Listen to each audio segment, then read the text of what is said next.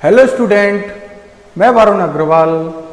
मैंने अपनी last video में आपको जो आपकी बुक थी डिफरेंशियल इक्वेशन, उस डिफरेंशियल इक्वेशन का जो अपना टॉपिक था जिसका नाम था solution of ordinary differential equation, यानी इस तरह की डिफरेंशियल इक्वेशंस का हम सॉल्यूशन कैसे फाइंड करते हैं, हम उसकी बात अपनी पिछली वीडियो में आपसे करते आ रहे हैं। मैंने आपको बताया था जब इस तरह की डिफरेंशियल इक्वेशन हो तो जब हम उसके सॉल्यूशन की बात करते हैं तो उसका जो सॉल्यूशन होता है, उसका जो फॉर्मूला होता है y is equal to C F plus P I समझाया था। क्या समझाया था? y is equal to C F plus P I. C F को हम कॉम्प्लीमेंट्री फंक्शन और पी आई को हम पर्टिकुलर इंटीग्रल पीछे बोलते आ रहे हैं। सी एफ के मैंने कैसे फाइंड करते थे उसके रूल की बात करी थी और पीआई के भी रूल्स की बात मैंने अपने पिछली वीडियो में आपके साथ शेयर करी थी। पीआई के मैंने आपको अब तक 4 रूल बता चुका हूं। पहला रूल पीआई का मैंने आपको बताया था जब आपका आरएचएस, जिसे हम क्यू बोलते आ रहे थे, ई की पावर ax हो। दूसरा रूल आपको समझाया था जब आपका क्यू साइन ax और कॉस ax टाइप का हो। तीसरा रूल फिर आपको समझाया था कि अगर आपका जो Q हो वो पॉलिनोमियल हो, यानी x की घातों के रूप में हो। चौथा आपको समझाया था जब e की पावर ax मल्टीप्लाई में हो x की पावर यानी पॉलिनोमियल फंक्शन के साथ या sin ax और cos ax के साथ। तो हमने अपनी लास्ट वीडियो में इसी रूल पर चर्चा करी थी। आज हम अपनी इस वीडियो में पीआई के और अनदर रूल की चर्चा आज इस वीडियो में हम आपके साथ करते हैं। तो हम बात करते हैं पीआई का रूल, यानी रूल फॉर पीआई। पीआई यानी पर्टिकुलर इंटीग्रल। तो आज हम जो बात कर रहे हैं, एक साथ हम 2 मेथड्स की बात करेंगे। आज कितने मेथड्स की बात करेंगे? 2। और वो 2 मेथड जिनके बारे में हम पीछे भी डिस्कस कर चुके हैं, उसमें क्या मॉडिफाई किया उन मेथड्स को, आज हम उसकी बात करते हैं। जब आपका PI is equal to given हो, क्या होता था? 1 upon function of D into Q आता था। 1 upon function of D into Q आता था। अगर यहां q is equal to E की पावर ax की फॉर्म हो, क्या हो? q is equal to E की पावर ax। अब आप कहेंगे यू रूल तो हम पीछे पढ़ चुके हैं, जब q बराबर ई की पावर ax हो और आगे 1 अपॉन फंक्शन ऑफ डी हो। तो इस रूल को जब हमने पढ़ा था तो आपको समझाया था, इसमें हम क्या पुट करते थे? d is equal to A put करते थे। d is equal to A रखते थे और शर्त एक थी कि रखने पर फंक्शन ऑफ a का मान 0 ना आए, 0 ना आए। यानी हमारा क्या रूल था कि पीआई बराबर, जब हमने इसमें फंक्शन ऑफ d में जब d के प्लेस पर a रखा, a कौन था? e की पावर वाला, तो हमारा क्या नहीं आना चाहिए? फंक्शन ऑफ a d रखने पर 0 नहीं आना चाहिए। पर आज हम जो बात करने जा रहे हैं वो इस तरह के रूल की बात करने जा रहे हैं कि जब हम d बराबर इसमें a रखेंगे तो आपको क्या प्राप्त होगा? 0 मिल जाएगा। और आप जानते हैं जब यहां फंक्शन ऑफ a की वैल्यू 0 होगी तो 1 अपॉन 0 इनफाइनाइट होता है, जो कि आपका पीआई निकाल पाना असंभव होगा। तो यानी पीआई पॉसिबल नहीं होगा। यानी आज हम बात कर रहे हैं जब आपका केस ई की पावर ax टाइप में दिया हो और आपका केस फेल हो जाता हो। क्या हो रहा हो? फेल। तो ऐसी स्थिति में इन सवालों को करने के लिए हमने नया तरीका अपनाया। क्या तरीका अपनाया? कि हम x का मल्टीप्लाई कर लेंगे, x का क्या कर लेंगे? मल्टीप्लाई। और आपका जो फंक्शन लिखा हुआ है फंक्शन ऑफ d, उसका हम करेंगे differential with respect to d। क्या बोला? फंक्शन ऑफ d का d के रेस्पेक्ट में डिफरेंशियल करेंगे और साथ ही जो q लिखा है उसको ऐसे ही लिखे रहने देंगे। फिर सुन लीजिए मैंने क्या बोला है। हम ये जो अपना रूल था, जब वो फेल हो रहा हो, फंक्शन ऑफ a की वैल्यू 0 आ रही हो, तो ऐसी स्थिति में हम क्या करने वाले हैं? हम x का अपनी ओर से मल्टीप्लाई कर देंगे और जो फंक्शन ऑफ d लिखा है उस फंक्शन ऑफ d का d के रेस्पेक्ट में एक बार डिफरेंशियल कर देंगे। उसके बाद आप देखेंगे आपको एक नया क्वेश्चन तैयार हो जाएगा। यानी ये जो क्वेश्चन था q upon function of d, तो फंक्शन ऑफ डी के स्थान पर यहां एक नया फंक्शन आ जाएगा जिसे हम नाम दे सकते हैं फाई ऑफ डी। हम उसमें फिर से यही प्रोसेस अप्लाई करेंगे। अगर जीरो आता है तो फिर से हम एक्स का मल्टीप्लाई करेंगे, और अगर जीरो नहीं आता तो आपका अपना पुराना जो रूल बताया था उस तरीके से आपका क्वेश्चन हो जाएगा। फिर रिपीट करता हूं, आप जब यहां फंक्शन ऑफ डी में डी बराबर ए पुट करेंगे तो वैल्यू जीरो नहीं आनी चाहिए। अगर वैल्यू जीरो नहीं आती तो आपका पीआई आ जाएगा, और अगर जीरो आती है तो आप पीआई की वैल्यू नहीं निकाल पा रहे। तो ऐसी सिचुएशन में हम अपने पीआई में एक्स का मल्टीप्लाई कर देंगे, और जो फंक्शन ऑफ डी लिखा है उसका हम वन टाइम डिफरेंशिएशन कर देंगे, और क्यू को ऐसे लिखा रहने देंगे। अगला जो स्टेप आएगा डिफरेंशियल कर कर, वो एक नया फंक्शन ऑफ डी हमें मिल जाएगा। अगर हम उसे फाई ऑफ डी माने तो फिर से आपका Q upon phi of D यानी फंक्शन ऑफ डी वाली फॉर्म बन जाएगी। फिर से हम डी बराबर उसमें क्या रखेंगे, ए रखेंगे। शर्त एक कि जीरो नहीं आना चाहिए। अगर जीरो आता है तो हम पुनः क्या करेंगे, उसके अंदर हम पुनः उसमें एक्स का मल्टीप्लाई करेंगे, फिर रिपीट कर देंगे एक्स का मल्टीप्लाई, और ये जो फाई ऑफ डी होगा इसका वन टाइम और डिफरेंशिएशन कर देंगे। और इस प्रोसेस को हम तब तक अप्लाई करते रहेंगे जब तक कि आपका यहां से डी रिमूव ना हो जाए। तो ये हमने कब बात करी, जब आपका केस फेल होता हो, यानी फंक्शन ऑफ ए की वैल्यू जीरो आती हो। ठीक है ना। तो इस तरह से हम अपने क्वेश्चन को इस पीआई वाले तरीके से कर सकते हैं। अभी मैं बात करूं अपने रूल नंबर 2 की। रूल नंबर 2 भी वही है, one upon function of D हो इनटू में क्यू हो, और क्यू का मतलब यहां क्या है, क्यू बराबर साइन ए एक्स और कॉस ए एक्स हो। अभी मैंने बताया जो पिछला रूल था उसमें e की पावर ax था, और आज अब जिस रूल की बात कर रहा हूं उसमें q का मतलब या तो साइन ax हो या cos ax हो। इसमें याद करिए क्या रूल होता था, इसमें रूल होता था हम d स्क्वायर के बराबर माइनस a स्क्वायर रखते थे। क्या रखते थे, माइनस का a स्क्वायर। अभी a कहां से आता था, x के साथ जो एंगल में मल्टीप्लाई में होती थी वैल्यू, उसे हम a बोलते थे। शर्त एक थी वही पुरानी कि जब हमने यहां डी बराबर माइनस डी स्क्वायर बराबर माइनस ए स्क्वायर रखा तो रखने पर जो आपको वैल्यू मिले, यानी कहने का मतलब डी स्क्वायर बराबर रखें तो वैल्यू क्या नहीं आनी चाहिए, जीरो नहीं आनी चाहिए। क्या नहीं आनी चाहिए, जीरो नहीं आनी चाहिए। तो अपना रूल सक्सेस होता था, और अगर वैल्यू जीरो आ जाती है तो अपना रूल फेल हो जाएगा। यानी आज मैं आपको जो दो मेथड्स पर चर्चा करने जा रहा हूं, जिन दो रूल्स की बात कर रहा हूं, वो इसी टाइप के रूल हैं कि जो हमने पुराने रूल पढ़े थे, e की पावर ax हो या साइन या कॉस हो, जब हम d की जगह पर वैल्यू पुट करते थे या डी स्क्वायर की जगह वैल्यू पुट करते थे तो आपका केस फेल हो जाता है।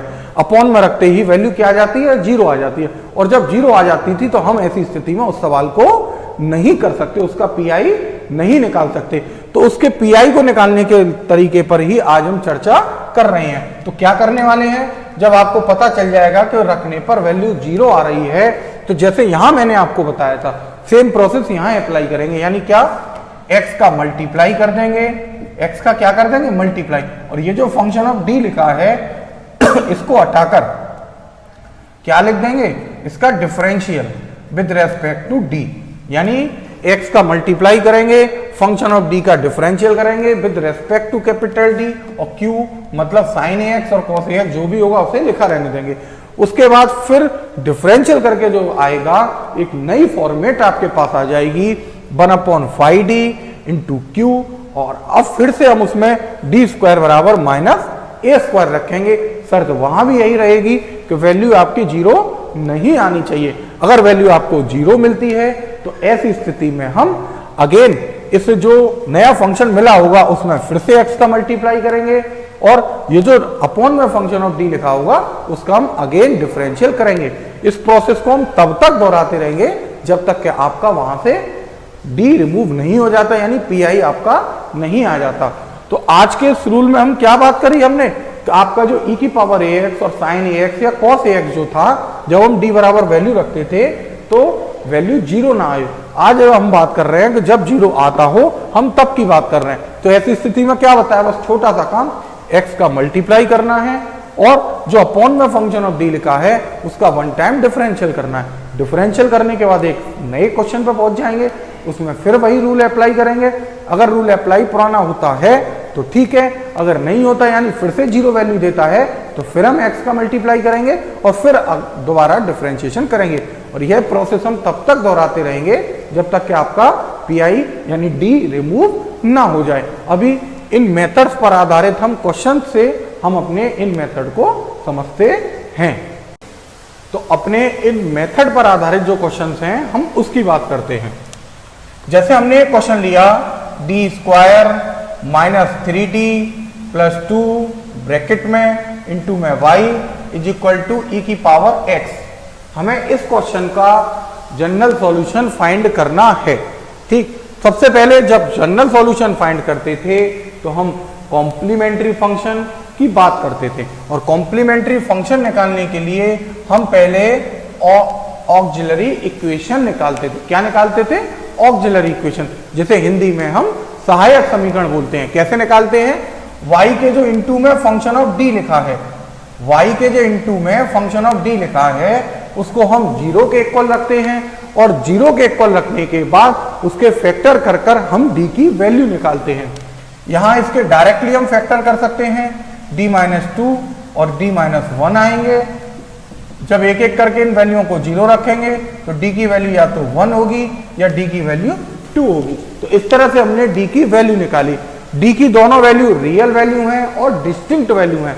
जब आपकी रियल वैल्यू होती थी, डिस्टिंक्ट वैल्यू होती थी, तो कॉम्प्लीमेंट्री फंक्शन होता था c1 इंटू ई की पावर 1 इंटू एक्स आ जाएगा, 1 है तो 1x, और c2 ई की पावर 2x, क्योंकि 2 है तो c1 और c2 दो कांस्टेंट आएंगे और इनटू में उनके e की पावर आएगी।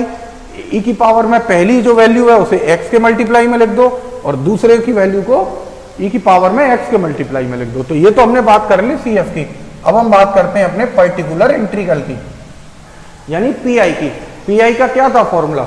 1 upon function of d।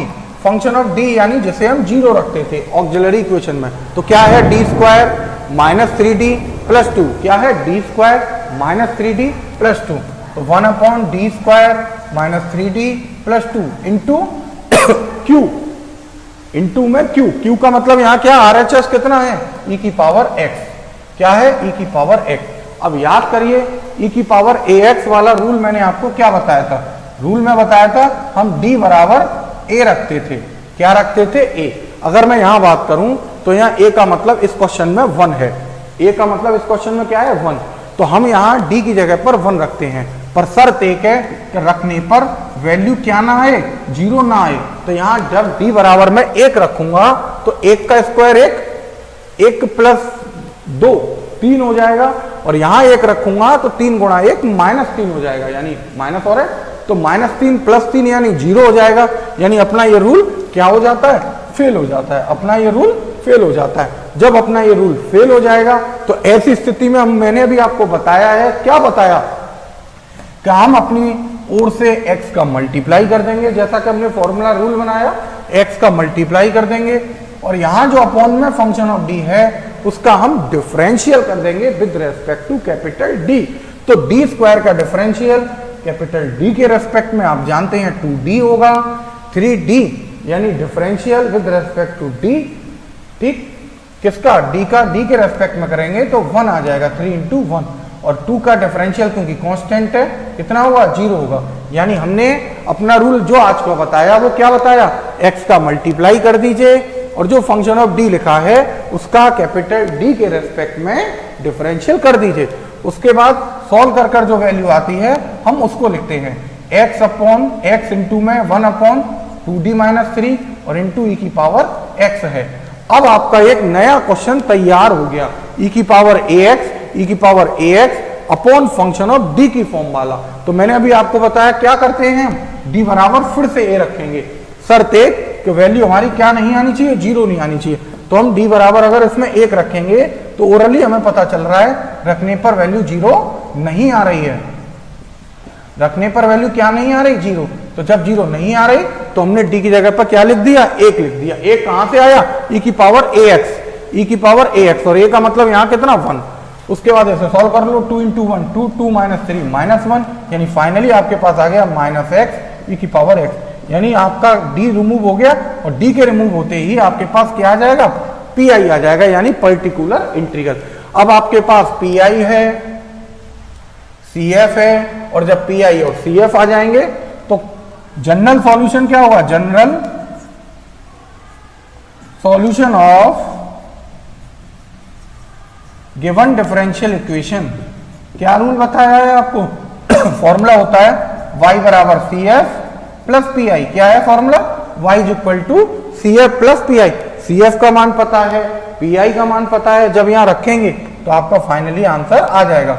y is equal to C F की वैल्यू आई है c1 e की power x plus c2 e की power 2x plus P I आया है माइनस एक्स ई की पावर x, तो यहां प्लस की बजाय क्या लगा दूं, माइनस x इंटू ई की पावर x। तो इस तरह से हमारा ये क्या आ जाएगा, पर्टिकुलर इंटीग्रल आ जाएगा। क्या आ जाएगा, सॉरी पर्टिकुलर इंटीग्रल आ गया, सी एफ आ गया, यानी कॉम्प्लीमेंट्री फंक्शन, दोनों को ऐड किया और आपके पास आपकी y की वैल्यू आ जाती है। तो इस तरह से आज हमने ये मेथड सीखा।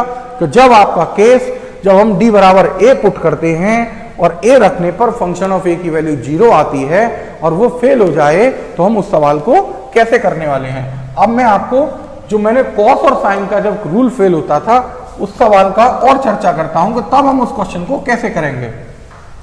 तो अपना जो अगला क्वेश्चन हमने चुना, D square plus 4 into Y is equal to cos 2x। आपका क्या है question, D square plus 4 into में y बराबर है cos 2x।